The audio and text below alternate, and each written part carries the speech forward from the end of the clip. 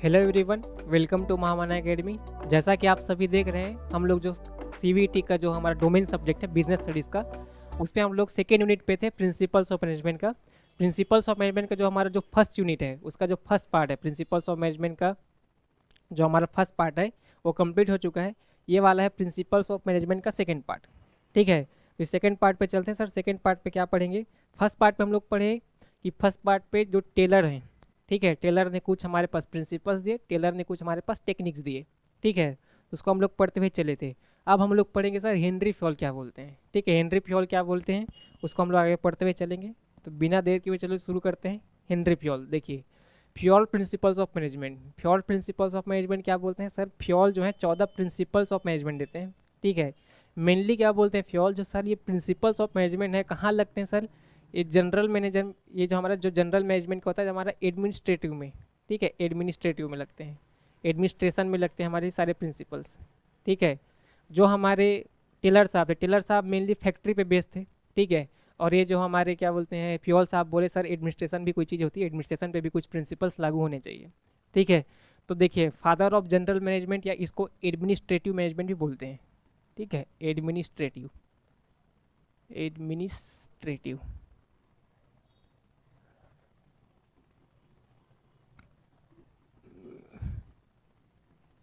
ठीक है, administrative management भी बोल सकते हैं। फादर ऑफ एडमिनिस्ट्रेटिव मैनेजमेंट हमारे कौन है?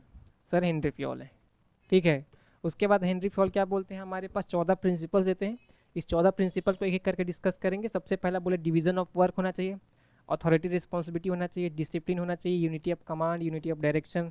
ठीक है, subordination of individual interest to general interest, remuneration of employees. ठीक है, centralisation and decentralisation, scalar chain, order, equity, stability of personnel, initiative, spirit de corps. ठीक है, ये 14 प्रिंसिपल्स है। 14 प्रिंसिपल्स को एक एक करके डिस्कस करते हैं। ठीक है, और साथ साथ आपको सबको याद भी करना है सर नाम, कि सर कौन कौन से हमारे ये सब विषय से कि क्वेश्चन जब कराएंगे तो आपको पता चलेगा सर ये सारे नाम याद भी करने हैं। ठीक है, बहुत इंपॉर्टेंट है बच्चे, सिर्फ रीडिंग लगाएंगे आपको याद हो जाएगा। ठीक है, तो सबसे पहले हम लोग चलते हैं डिवीजन ऑफ वर्क पे। डिवीजन ऑफ वर्क नाम से जैसे क्लियर है, डिवीजन ऑफ वर्क। ठीक है, फ्योल क्या बोलते हैं, आपको वर्क को डिवाइड करना है स्मॉल टास्क एंड जॉब पे। ठीक है, एक हमारे पास पूरा वर्क है, उसको क्या करना है स्मॉल स्मॉल टास्क पे, स्मॉल स्मॉल जॉब पे डिवाइड करना है।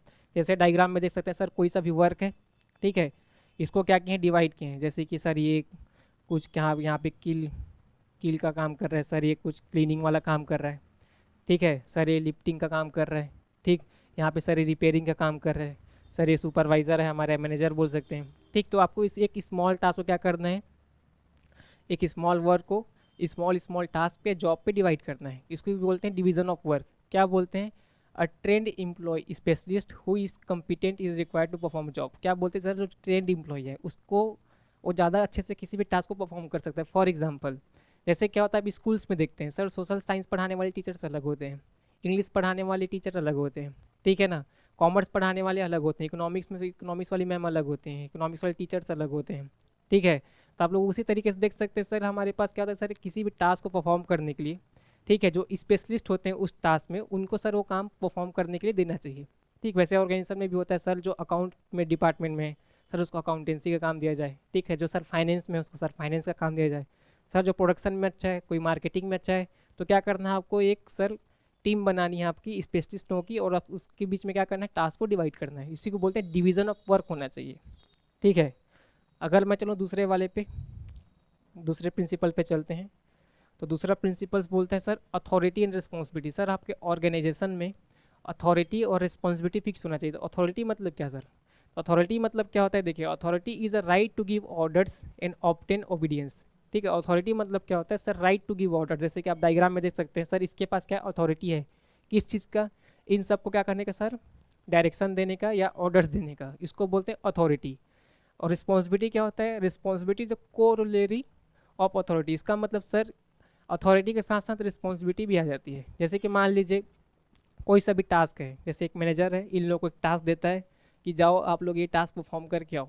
ठीक है, तो सर ये लोग रिस्पॉन्सिबल है किसी भी टास्क को कंप्लीट करने के साथ साथ, साथ साथ ये भी रिस्पॉन्सिबल है सर, क्योंकि सर इसके पास अथॉरिटी है सर किसी भी एम्प्लॉय को ऑर्डर देने का, तो साथ साथ इसके साथ कोरोलरी मतलब होता है साथ साथ, इसके साथ साथ इसको क्या होता है, रिस्पॉन्सिबिलिटी भी आ गई कि आपको क्या करना है, आपको ये कंसीडर करना है कि टास्क जो है टाइम पे कंप्लीट हो रहा है कि नहीं हो रहा है, मिनिमम कॉस्ट पे कंप्लीट हो रहा है कि नहीं हो रहा है। ठीक है, तो अथॉरिटी और रिस्पॉन्सिबिलिटी किसी भी ऑर्गेनाइजेशन में आपको क्या करना है, फिक्स करना है। ठीक है, ये हमारा सेकंड प्रिंसिपल होता है। थर्ड प्रिंसिपल है हमारा डिसिप्लिन। ठीक है, थर्ड प्रिंसिपल क्या है, discipline. Discipline is the obedience of organizational rules and employment agreement which are necessary for the working in the organization. Discipline क्या होता है, जैसे आप लोग बचपन से डिसिप्लिन फॉलो कर रहे हैं कि टाइम से आना है। ठीक है, जैसे आप क्लास में लेट हो जाएंगे तो टीचर आपको डांटेगा कि भैया टाइम से क्यों नहीं आए। ठीक है, और कुछ कुछ ऑर्गेनाइजेशन के रूल्स होते हैं, आपको लड़ाई झगड़ा नहीं करना है, क्लास के बीच में आपको शोरगुल नहीं करना है, हल्ला वल्ला नहीं करना है। तो क्या होते हैं हमारे ऑर्गेनाइजेशन में, हमारे स्कूल्स में जैसे रूल्स होते हैं सर, वैसे ही बिजनेसेस में कुछ रूल्स होते हैं। ठीक है, कुछ कॉन्ट्रेक्चुअल एग्रीमेंट्स होते हैं, उसको भी क्या करना है, किसी भी एम्प्लॉय को फॉलो करना है। तब क्या होगा, आपके ऑर्गेनाइजेशन अच्छे से इफिशिएंटली काम कर सकता है, आपका बिजनेस एडमिनिस्ट्रेशन अच्छे से बढ़ सकता है। तो देखिए यहाँ पे एक डिसिप्लिन का एग्जाम्पल है। ठीक है, आपको क्या करना है, सेफ्टी फर्स्ट, हेलमेट मस्ट। अगर आपको क्या करना है, सेफ्टी में रहना है तो आपको हेलमेट पहनना जरूरी है, कंपलसरी है। तो क्या है सर, ये बिजनेस का एक रूल है, अगर आपको सेफ रहना है तो क्या करना है, आपको हेलमेट पहन के चलना है। तो बिजनेस के रूल्स को क्या करना है, आपको अवॉइड करना है। ठीक है, रूल्स को आपको एलिमिनेट नहीं करना है। सारे वर्कर्स हो या मैनेजमेंट के कोई सा भी पर्सनल हो, उसको क्या करना है, बिजनेस के रूल्स या एग्रीमेंट को क्या करना है, फॉलो करना है।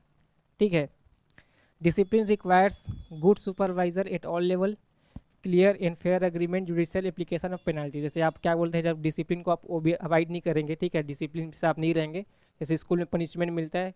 ठीक है, क्लास में 10 मिनट लेट हो जाओ, बाहर खड़े हो जाओ, क्लास से बाहर ही चले जाइए। तो उस हिसाब से क्या होता है आप लोगों के साथ सर, डिसिप्लिन अगर आप कंप्लीट नहीं करते हैं किसी भी लेवल पे हो, यहाँ पे लिखा है all level sir, top level हो, मिडिल लेवल हो, लोअर लेवल हो, अगर आप डिसिप्लिन को क्या करते हैं सर, अवॉइड करते हैं, तो आपको क्या करना पड़ेगा सर, एक आपको पेनाल्टी भी देना पड़ सकता है। ठीक है, तो सबसे पहला बोले डिवीजन ऑफ वर्क, उसके बाद बोले अथॉरिटी रिस्पॉन्सिबिलिटी, उसके बाद बोले डिसिप्लिन। डिसिप्लिन मतलब बिजनेस के रूल्स को, अग्रीमेंट को आपको फॉलो करना है। ठीक है, आगे बढ़ते हैं। ठीक है, उसके बाद चौथा प्रिंसिपल्स बोले यूनिटी ऑफ कमांड। ठीक, यूनिटी ऑफ कमांड मतलब क्या होता है, according to Fayol there should be one and only one boss for every individual employee. ठीक है, यूनिटी ऑफ कमांड मतलब क्या होता है सर, किसी भी एक इंडिविजुअल एम्प्लॉय के लिए सिर्फ वन और वन बॉस होना चाहिए, सिर्फ एक ही बॉस से उसको ऑर्डर मिले, एक ही बॉस को वो रिस्पॉन्सिबल हो। जैसे यहाँ पे देख सकते हैं सर, इनका बॉस ये है। ठीक है, सारे एम्प्लॉय का बॉस कौन है सर, एक है।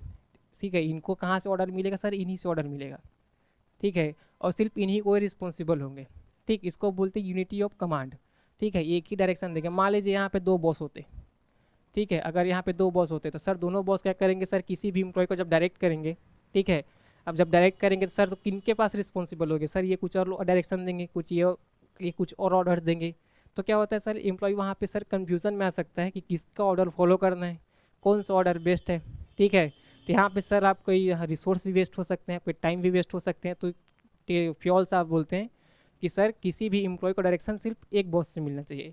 लेकिन अगर आपको मैं बताऊं, हम लोग जो टेलर का जो पढ़े थे प्रिंसिपल्स, ठीक है, टेलर के हम लोग जो प्रिंसिपल्स पढ़े थे सर, यहाँ के टेलर जो टेक्निक दिए थे, एक टेक्निक दिया था फंक्शनल फोरमैनशिप। फंक्शनल फोरमैनशिप में आप लोग देख सकते हैं सर, एक वर्कर है, ठीक है, इस वर्कर को सर 1 2 3 4 8 लोगों से, ठीक है, एक वर्कर को सर 8 लोगों से डायरेक्शन मिल रहा है। ठीक है, तो यहाँ पे क्या होता है सर, जो फंक्शनल फोरमैनशिप है, फंक्शनल फोरमैनशिप क्या है, यहाँ पे एक वर्ड लिख लीजिए सर, फंक्शनल फोरमैनशिप क्या है, जो यूनिटी ऑफ कमांड है, यूनिटी ऑफ कमांड का क्या है सर, एक्सेप्शन है। ठीक है, यूनिटी ऑफ कमांड का क्या है, एक्सेप्शन है। यहाँ पे यूनिटी ऑफ कमांड क्या होता है, नॉट एप्लीकेबल होता है। ठीक है, यूनिटी ऑफ कमांड सर इस वाले टेक्निक पे सर एप्लीकेबल नहीं होता। तो यहाँ पे बोल सकते सर यूनिटी ऑफ कमांड क्या है हमारा, एप्लीकेबल नहीं होता, एक्सेप्शन है किसका, यूनिटी ऑफ कमांड का। Functional foremanship unity of command का एक्सेप्शन है। ठीक है, उसके बाद पांचवा प्रिंसिपल थे unity of direction. Unity of direction मतलब क्या होता है sir, all the units of an organization should moving towards the same objective through coordinated. ठीक है, जैसे क्या होता है unity of direction, unity of direction मतलब क्या होता है सर, सारे इंडिविजुअल्स को, जितने भी ऑर्गेनाइजेशन में हमारे इंप्लॉयज़ हैं, वर्कर्स जितने भी हैं, सबको सर एक गोल के लिए, ठीक है, जो उनका एक गोल है, इस गोल को अचीव करने के लिए क्या करना चाहिए सर, उसको एक डायरेक्शन में चलना चाहिए। जैसे क्या होता है सर, एम्प्लॉय का गोल क्या है, हमको ज़्यादा से ज़्यादा सैलरी चाहिए, ठीक है, लेकिन मैनेजमेंट का गोल क्या है सर, आपको ज़्यादा से ज़्यादा प्रोडक्शन करना है, वो भी लेकिन कम कॉस्ट पे, ठीक है, और प्रॉफिट बढ़ाना है। अगर आप ज़्यादा सैलरी देंगे तो सर प्रॉफिट तो कम आ जाएगा। तो सर यहाँ पे कॉन्ट्राडिक्ट हमारे क्या होते हैं सर, गोल्स होते हैं, लेकिन क्या करना है, एम्प्लॉयज़ को या मैनेजमेंट को साथ साथ क्या करना है, एक डायरेक्शन में किसी भी एक गोल को अचीव करने के लिए काम करना पड़ेगा। इसको बोलते हैं सर यूनिटी ऑफ डायरेक्शन। ठीक है, जैसे एक और वर्ड यहाँ पे लिखवा दूँ, जैसे यूनिटी ऑफ कमांड क्या होता है सर, यूनिटी ऑफ कमांड को हम लोग बोलते हैं, यूनिटी ऑफ कमांड को बोलते हैं सर वन टू मैनी। ठीक है, वन टू मैनी, इसका मतलब सर एक एम्प्लॉय कर सकता है, एक जो सुपीरियर है, सबऑर्डिनेट सुपीरियर है, और बहुत सारे सबऑर्डिनेट को डायरेक्ट कर सकता है। ठीक है, जैसे कि ये हमारा वन है, ये बहुत सारे लोगों को डायरेक्शन दे सकता है, ऑर्डर दे सकता है, इसको बोलते हैं वन टू मैनी। लेकिन अगर मैं इसकी बात करूँ, ठीक है, यूनिटी ऑफ डायरेक्शन क्या होता है सर, यूनिटी ऑफ डायरेक्शन होता है हमारा मैनी टू वन। ठीक है, इसको क्या बोलते हैं, मैनी टू वन। इसका मतलब जितने भी हमारे ऑर्गेनाइजेशन में इम्प्लॉयज़ हैं, ठीक है, उसको एक डायरेक्शन के लिए क्या करना है सर, अप्रोच करना है। जैसे यहाँ पे बहुत सारे इम्प्लॉयज़ हैं, ठीक है, इन सब का एम क्या होना चाहिए सर, इन सब क्या होना चाहिए, हमारा एक गोल। ठीक, इसको बोलते हैं सर मैनी टू वन, उसको बोलते हैं वन टू मैनी। चलिए अगला हमारा छठवां हमारे पास क्या है, छठवां हमारे पास प्रिंसिपल है subordination of individual interest to general interest. वही वाली बात जो वहाँ पे सर यूनिटी ऑफ डायरेक्शन में लिखा था, एक गोल के लिए आपको अचीव करना है, यहाँ पे लिखा है सर ऑर्गेनाइजेशन के जितने भी इंप्लॉयज़ हैं, ठीक है, उसको पर्सनल इंटरेस्ट को छोड़ के आपको क्या करना है, ऑर्गेनाइजेशन की इंटरेस्ट पे क्या करना है, ध्यान देना है। उसके बाद लिखा है रेम्यूनरेशन ऑफ एम्प्लॉय। अगर आप चाहते हैं सर ऑर्गेनाइजेशन में एफिशिएंसी बढ़े, ठीक है, एडमिनिस्ट्रेशन ठीक से काम करे, तो क्या करना पड़ेगा आपको, एम्प्लॉयज़ को क्या करना पड़ेगा सर, एक अच्छा पे या कंपनसेशन देना पड़ेगा। ठीक है ना, वो भी फेयर देना पड़ेगा, कंपनसेशन दीजिए, फेयर दीजिए। ठीक है, उसके बाद है सेंट्रलाइजेशन एंड डिसेंट्रलाइजेशन। ठीक है, सेंट्रलाइजेशन मतलब क्या होता है, सेंट्रलाइजेशन मतलब क्या होता है, concentration of decision making authority is called centralization. ठीक है, जहाँ पे मान लीजिए सर, जैसे कि एक डायग्राम पे चलते हैं, डायग्राम में सर जो डिसीजन मेकिंग अथॉरिटी है, ये सर ये जो पर्सन है, ठीक है, सारा डिसीजन कहाँ से आ रहा है सर, यहाँ से आ रहा है। ठीक है, तो सर अगर डिसीजन मेकिंग अथॉरिटी है, डिसीजन मेकिंग पावर अगर किसी भी एक पर्सन के पास है या सिर्फ टॉप लेवल मैनेजमेंट के पास है, ऐसा बोल सकते हैं, तो हम लोग वहाँ पे क्या बोलेंगे सर, सेंट्रलाइज ऑर्गेनाइजेशन है। ठीक है, ये मेनली कहाँ पे सूटेबल होता है सर, जो वहाँ पे स्मॉल ऑर्गेनाइजेशन होते हैं, मतलब छोटे छोटे ऑर्गेनाइजेशन होते हैं, वहाँ पे सूटेबल होता है, जहाँ पे सेंट्रलाइज डिसीजन मेकिंग खुद अकेले कर सकता है। ठीक है, लेकिन डिसेंट्रलाइजेशन क्या होता है, डिसेंट्रलाइजेशन मतलब क्या होता है sir, dispersal among the more than one person is known in decentralization. मतलब आपका जो डिसीजन मेकिंग पावर है, ठीक है ना, अगर एक से ज़्यादा लोगों के पास है तो उसको बोलते हैं सर डिसेंट्रलाइजेशन। यहाँ कहाँ पे होता है सर, जहाँ जहाँ पे बड़े बड़े लार्ज ऑर्गेनाइजेशन है, वहाँ पे सर डिसेंट्रलाइजेशन देखने को मिलता है, क्योंकि सर इतने बड़े ऑर्गेनाइजेशन को मैनेज करना किसी भी सर एक सिंगल पर्सन के हाथ में नहीं होता। आपको क्या करना पड़ेगा, अपने अथॉरिटी को डेलीगेट करना पड़ेगा, ताकि आप अच्छे से डिसीजन ले सकते हो। जैसे कि यहाँ पर सर यहाँ पे बड़े बड़े ऑर्गेनाइजेशन है सर, यहाँ डिसीजन ये लेता है, यहाँ डिसीजन ये लेता है। ठीक है, सब लोग इंटरकनेक्टेड है, साथ में डिसीजन भी अलग अलग लोग लेते हैं, ये डिसेंट्रलाइजेशन है। सेंट्रलाइजेशन मतलब क्या होता है, डिसीजन मेकिंग अथॉरिटी किसी भी एक पर्सन के पास है या टॉप लेवल मैनेजमेंट के पास है, उसको बोलते हैं सेंट्रलाइज ऑर्गेनाइजेशन। ठीक है, अगर डिसेंट्रलाइज ऑर्गेनाइजेशन का अगर मैं बात करूँ, तो वहाँ पे क्या होता है सर, जो हमारा अथॉरिटी या डिसीजन मेकिंग पावर है, ठीक है, वो बहुत सारे लोगों के पास होता है, वहाँ पे सूटेबल होता है। सेंट्रलाइजेशन हमारा कहाँ सूटेबल होता है सर, ये हमारा सूटेबल होता है सर स्मॉल लेवल पे। ठीक है, अगर स्मॉल लेवल की बात करूँ तो वहाँ पे सेंट्रलाइजेशन चलेगी। सर अगर मैं लार्ज लेवल पे बात करूँ, बड़े बड़े बिजनेस ऑर्गेनाइजेशन की बात करूँ, ठीक है ना, तो वहाँ पे काम चलता है हमारा डिसेंट्रलाइजेशन से। ठीक, तो उम्मीद करता हूँ यहाँ तक की कहानी छोटी सी क्लियर हुई होगी। उसके बाद हमारा स्केलर चेन। ठीक, स्केलर चेन क्या होता है sir, scalar chain is formal lines of authority from highest to lowest rank are known as scalar chain.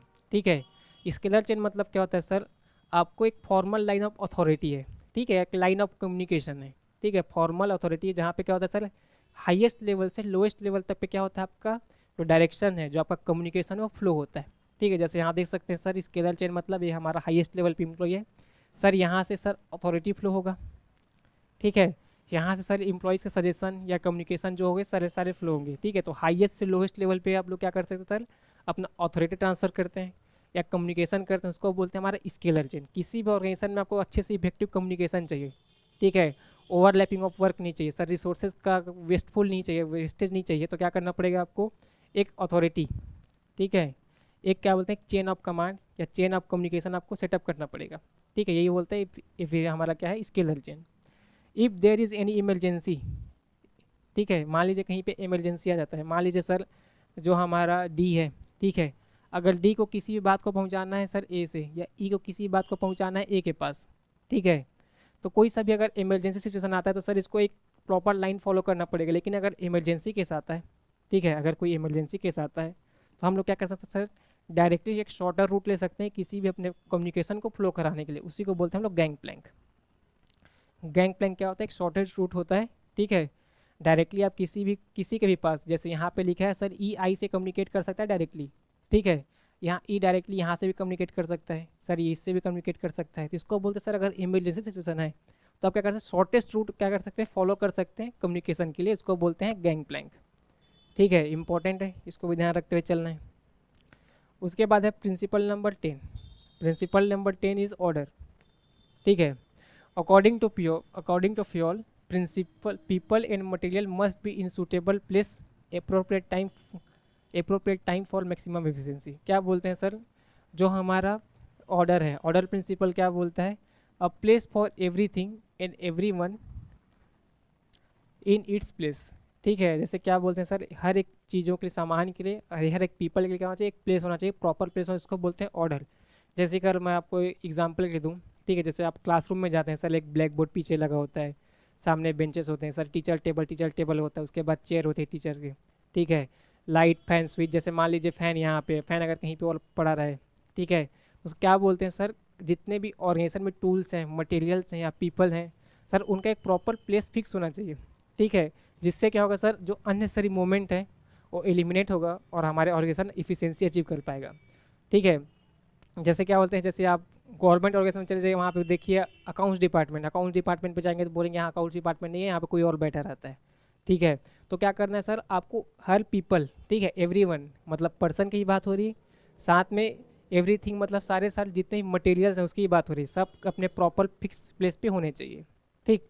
उसके बाद क्या बोलते हैं, इक्विटी। ऑर्डर मतलब प्रॉपर प्लेस पे सारे मटेरियल्स और सारे क्या बोलते हैं सर, ह्यूमन रिसोर्स होने चाहिए, ठीक है।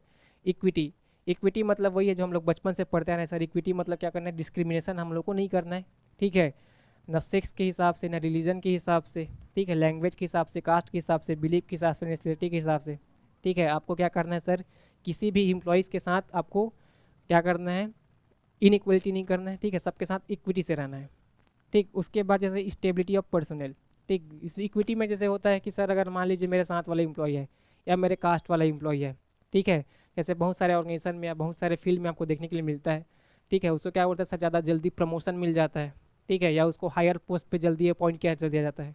तो ऐसा नहीं होना चाहिए सर, आपको इक्विटी रखना है, ठीक है। जैसे मान लीजिए मैं मेल हूँ तो हो सकता है कि मैं अपने मेल कलीग्स को ज़्यादा प्रीफर करूँ, ठीक है, मेल का ज़्यादा प्रमोशन करा दूँ, तो ना आपको सेक्स के हिसाब से करना है, ना आपको रिलीजन के हिसाब से करना है, ठीक है, ना आपको लैंग्वेज के हिसाब से करना है, ना कास्ट के हिसाब से, ना बिलीफ के हिसाब से, ना नेसेसिटी के हिसाब से, किसी भी प्रकार से, ठीक है, आपको किसी के साथ भेदभाव नहीं करना है, उसी को बोलते हैं इक्विटी।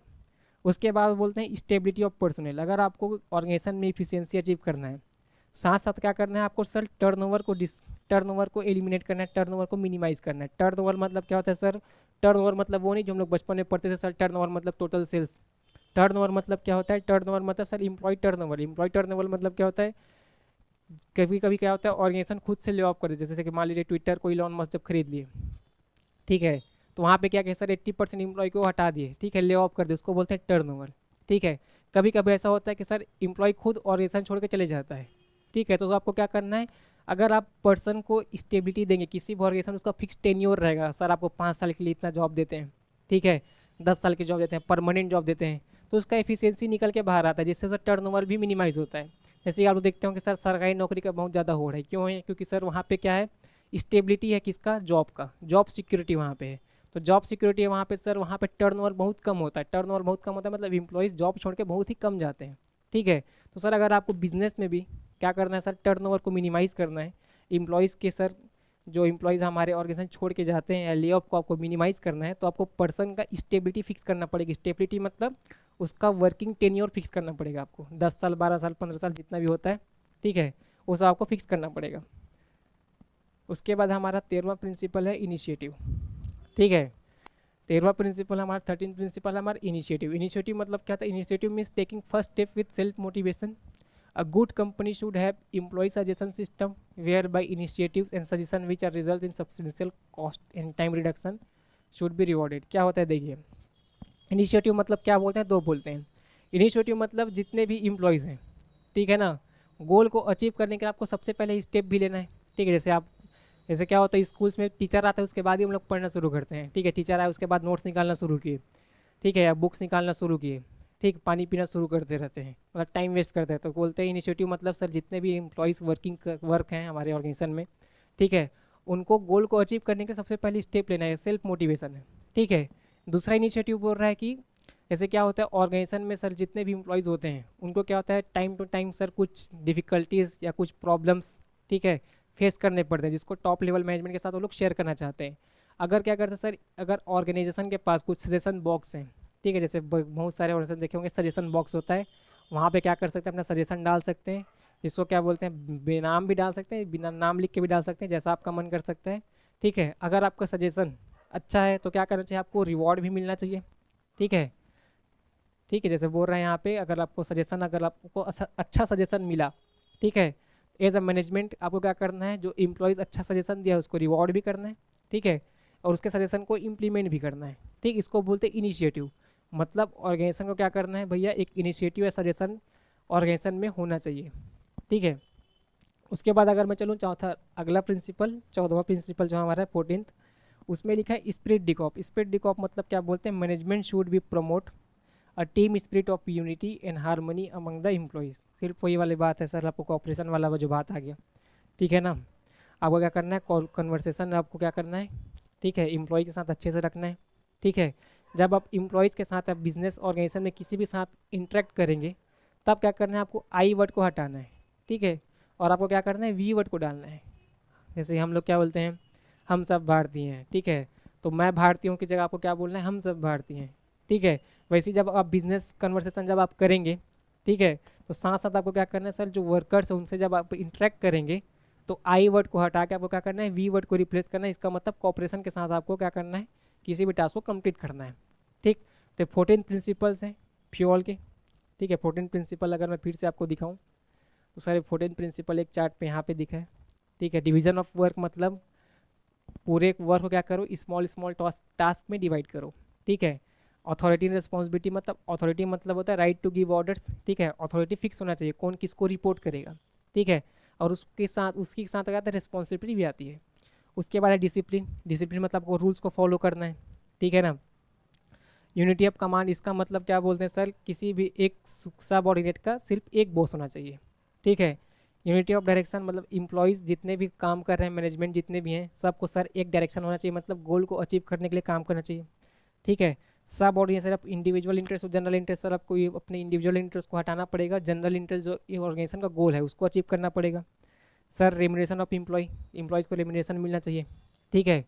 सेंट्रलाइजेशन और डिसेंट्रलाइजेशन, इसका मतलब क्या बोले सर, अगर आपको अथॉरिटी सिर्फ टॉप लेवल मैनेजमेंट के पास है तो हम लोग बोलेंगे वो सेंट्रलाइज ऑर्गेनाइजेशन है। अगर अथॉरिटी किसके पास है सर, अगर लोअर लेवल मैनेजमेंट या डिस्पर्स है, ठीक है, बहुत सारे इंप्लॉयज़ के पास है या मैनेजमेंट के पास है, उसको बोलते हैं डिसेंट्रलाइजेशन।